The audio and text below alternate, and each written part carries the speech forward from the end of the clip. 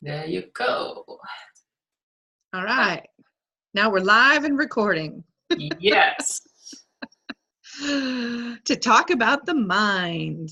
Talk about the mind together with Robin Eaton. I am here today, and my name is Lotte Vesterli.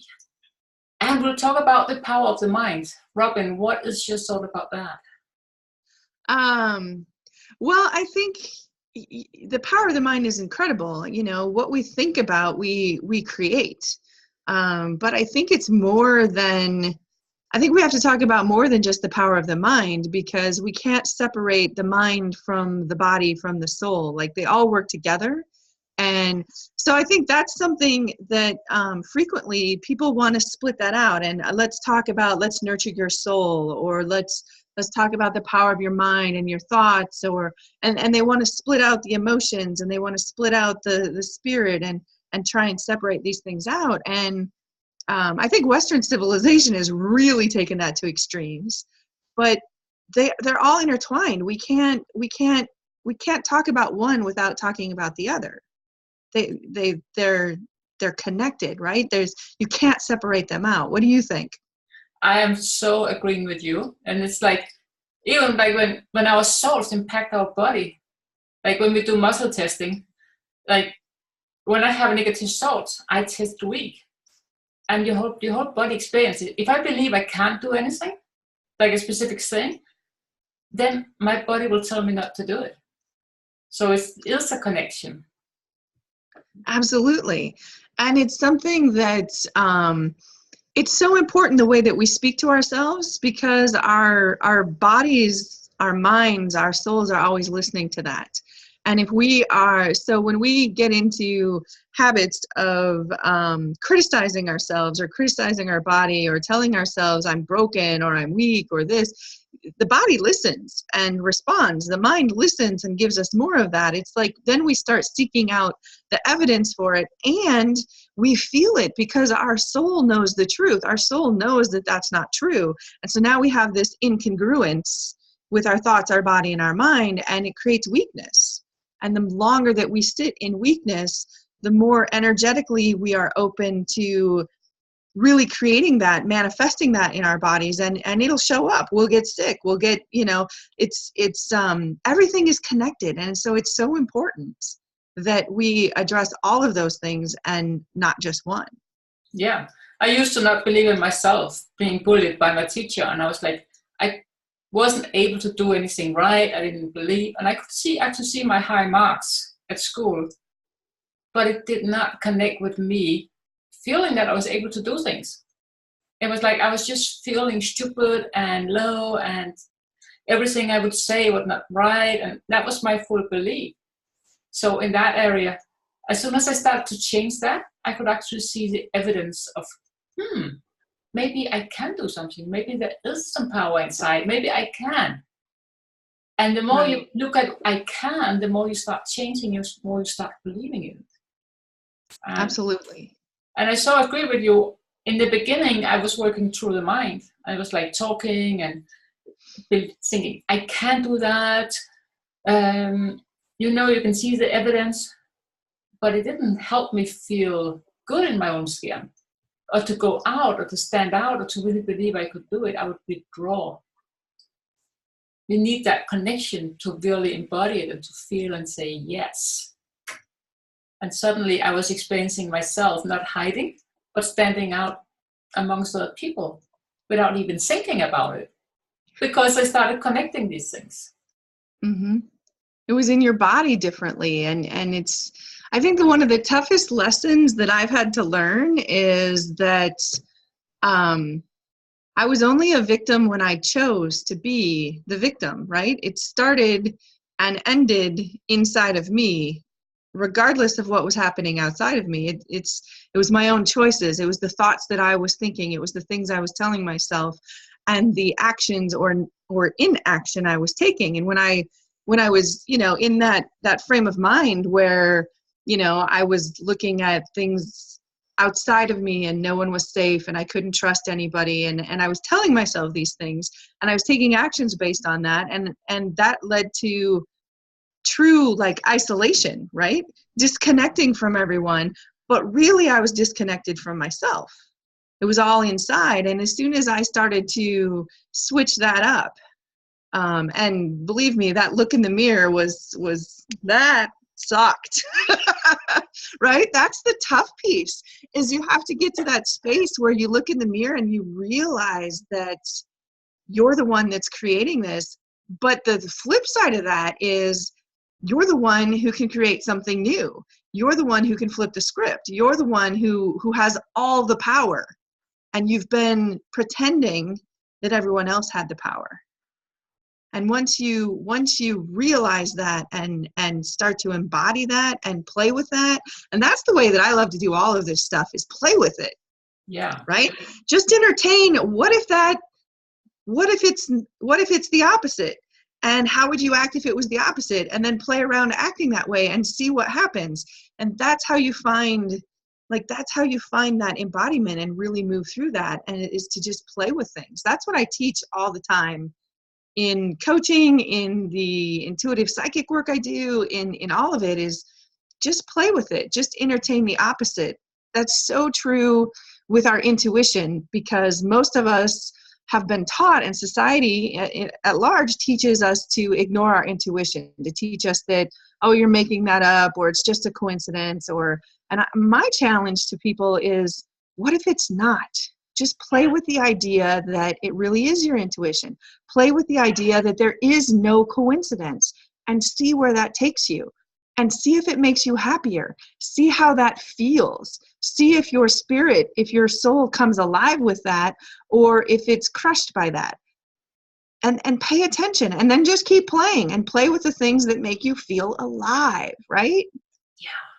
So right, they really play how we feel, like even how you stand, how you move. Yes. And you would say, like, if you put on clothes that you're not feeling good that day, and you add on dark colors and clothes that doesn't really fit you or whatever, you can feel the difference from when you put on clothes so you feel inspired and loved. Like if I feel down one day, I'll put on a colorful shirt and stuff and really do something for myself. And immediately the shift is there. So it's about how we treat ourselves. Because if you don't treat ourselves well, how can we treat other people well? That's impossible. And right. And I got so inspired to this work a long time ago. I was just trained occupational therapist, and I got a client with MS. And she was like, so it's hurt, I can't do that. And she kept on complaining. And of course, I know she had a lot of pain. I know everything was difficult. But she also said it all the time, I cannot do it, I can't, it hurt. She didn't train, she didn't do anything to help herself. And no matter how much I helped her, pushed her, it didn't work. She didn't really get anything out of those 3 months of training. And months after that, I got another one with MS, and I said, oh no, not again. Because I had spent so much energy in pushing her and helping her and really wanted this other lady to get something out of the training. But this lady, she came in and she said, I want this. I'm so lucky I got this training. I really want. And she worked. And she pushed herself and she believed. And the outcome was so different. I said, what is all that all about? And today I know it. Today I know it's what they said to each other. What did they tell themselves? I can't, or I can. Right. And just the belief that it's possible changes everything. Yeah. Just entertaining that changes everything. One of my favorite things to do is to get a room full of women especially, because a lot of women are taught to be quiet and to hold themselves back and things like that. And to get them all to take on like the superwoman pose and hands on the hips and like really just like throw your head up and to just stand in that big pose for a while and watch as the room starts to shift, the energy starts to shift, the feelings start to shift, and and the voices start to come out, right? It's because it's simple things like that, that when we shift how we're standing, that when we shift and we look up instead of looking down, they make such a world of difference. And it just opens possibilities, right? And that's why it's like we can't separate the body, the mind, the spirit, because we can do things in our body that affect the mind. We can say things in the mind that affect the body. How our spirit, how we're feeling, our emotions, and what lights up our soul, and what makes our heart sing. They're all connected. So if we can tap into one, we tap into all of them, and it's so much fun to play with that, right? Yeah. And even the breath, to add the breath to that, because like you cannot be stressed and relaxed at the same time. So when you feel stress and you straighten up and you take a long, deep breath and breathe out, your body starts to relax. It's impossible otherwise. Right. So you can't have a good, deep belly laugh, right? An out of control belly laugh where sometimes we're so like out of control, we lose our bladder belly laugh. And be stressed and wound up and trying to control things. They cannot live in the same space. No. And so we can unwind some of that stuff by purposely laughing, by purposely taking on a pose, by deep breathing. And that allows a different sensation in the body that then we can start playing with the mind, we can play with the emotions. Like it's all connected. And so if you can tap one, you tap all of it. Yeah. And that's so important. I think people miss that. And doesn't have to be for long. Like if you feel stressed right now and you can just take that position, just take 3 deep, as slow as you can, deep breaths. Right. Literally, if you close your eyes just for a moment, you literally change your brain waves. You go from beta brain waves, which are very alert, to alpha brain waves, which is the first stage of moving into a meditation. So it's little things like that have profound impact. And the things we say to ourselves, if you can get into gratitude, really get into the feeling of being grateful. It doesn't matter what you're being grateful for. It can be, I'm being grateful for having clean water to drink or having a chair to sit on, or it can be my gratitude for my family, for the lessons I've learned, for like, there's so many things. Gratitude for my eyesight and being able to see the beauty in the world. Doesn't matter what we're grateful for. If we can spend a few moments in gratitude, if you spend a few moments in gratitude today, it literally begins to shift the brain patterns, and that lasts for 30 days. Yeah. I mean, and we're just, science is just beginning to really study some of these things and be able to show that. I believe that there's much greater impact than we're even understanding now, but like science is finally catching up to what the ancient healers and the shamans and our spiritual leaders have always known and taught us. Is, and science is finally catching up and being able to prove it in the way that the Western world needs that proof, right? That evidence. Yeah. But it's cool to see those things coming together. I get excited about that. I'm such a geek for some of that stuff, like quantum physics and things like that. I love it because it's giving us that evidence of what we've known of spiritually all along. The soul knows these things to be true, but now we've got the science to affirm it in our minds as well, right? And it's the science that's really catching up. And as you say, Robin, it's saying there's so much we don't know yet, but will come. And I want to tap back to you to talk about meditation, but because I hear so many people talking about, I can't meditate. But today we know that meditation doesn't have to be like an hour-long sitting doing which can be very great, but it can absolutely be just half a minute where you close your eyes and focus on the breath and doing a gratitude. Like that alone will change your life if you do that a couple of times. So each time you change the project you're working on, or just before you start working, it's those little things that makes a big impact. So there's no need to go for the long ones unless you really want to. You can really go for those short moments of gratitude, of breathing, of standing in the power pose. All of these things, these small things, those matters even more. Absolutely. Everyone can meditate. Everyone does. They just don't realize when they're doing it. You can meditate while you're washing the dishes. You can meditate while you're going for a walk. You can meditate lifting weights at the gym. I mean, you can, there are just as many ways to meditate as you can possibly think of. Yeah. And the first thing that it's funny, we think that, just like you said, like meditation is an hour in the lotus position chanting something. And that's a beautiful meditation. And I love to do it on occasionally. And some days an hour like that sounds like torture. Mm-hmm. You know, and those are the days where 30 seconds of closing my eyes and just taking a nice deep breath.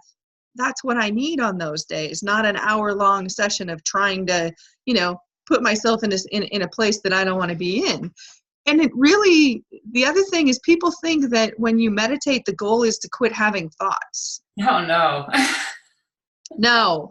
It's about embracing the thoughts. Exactly. You're going to have thoughts. Thoughts are a good thing. It means you're not dead. It's good. It's like you said, it's about embracing thoughts. It's about not getting caught on them. That's how meditation, anytime you're starting meditation usually looks like this. It's, I close my eyes and, am I doing this right? Okay, just breathe. I need to pick up milk at the grocery store. Okay, yeah, breathe, stay focused, just breathe. I'm not sure I'm doing this right. I wonder if it's been a minute yet. Okay, breathe. I mean, you have constant, that's normal. But people get away from meditation because they think that they're doing it wrong, or it's like anything else. It's a practice. So it takes it's about being consistent. And being consistent, we're much more likely to be consistent with a few moments here and there, like 30 seconds or a minute or 2 minutes or 5 minutes than an hour every day. Yeah. And if you can put that into being a habit, like I love to do just 1 minute usually, just before I shift my focus. So I can do like a 1 minute breathing meditation. I just focus inward, close my eyes and just breathe and focus on that and allow whatever thoughts come, as you said, and just let them go and just focus on the breath. And just before I open my eyes, I will say, so for the next half an hour, I'm going to have this great conversation with Robin. Or I can be focusing on making this report. So you channel your focus in, and you will realize that just that will really help your focus, your concentration, and everything gets much easier. Right. And I like to start and end my day that way. 30 seconds in bed before I get out of bed with some gratitude. And the same thing before I go to sleep at night. Gratitude. Those small practices, and they don't take long, like I said, 30 seconds to a minute, are so profoundly shifting. Yeah. Yeah. It doesn't have to be long. You can easily work these things in. So what I can say, like if you can take just one thing out of this call today, is what can you add in as a 30 seconds to 1 minute practice in your everyday life? And take that with you and start implementing that. Then you have really gained some insight in your own life. I think that's the perfect way to wrap this up. Exactly. Yeah. Find your 30 seconds or your 1 minute, and it will be shifting. Stay with it, and it will be profound. I promise you. Yeah. Well, thank you for listening, everyone. Hope you had as much fun as we had. Exactly. Yes.